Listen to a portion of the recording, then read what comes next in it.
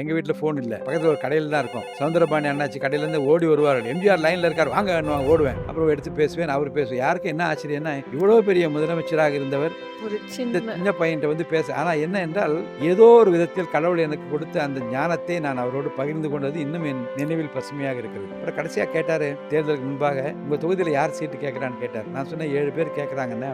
நீங்கள் கேட்கலையா அப்படின்னாரு. நான் சொன்னேன், அதை பற்றி நான் நினைக்கவில்லை.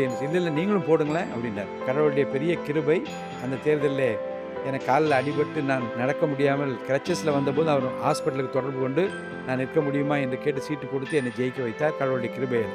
28 வயசு அங்கிள், ஃபர்ஸ்ட் டைம். ஆமாம்.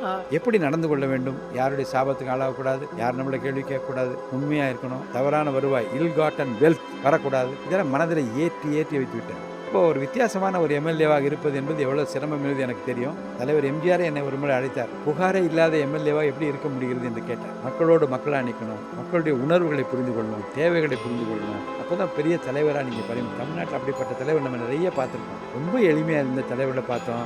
ரொம்ப ஷார்ப்பாக உடனடியாக மக்கள் பிரச்சனை தீர்க்கிற தலைவரை பார்த்தோம். முடியாதுன்னு அதிகாரிகள் சொன்னால் கூட முடிக்கிறதுக்காக தான் உட்கார்ந்துருக்கோம் அதிகாரத்தில் நினைக்கக்கூடிய தலைவர்களையும் நம்ம பார்த்துருக்கோம்.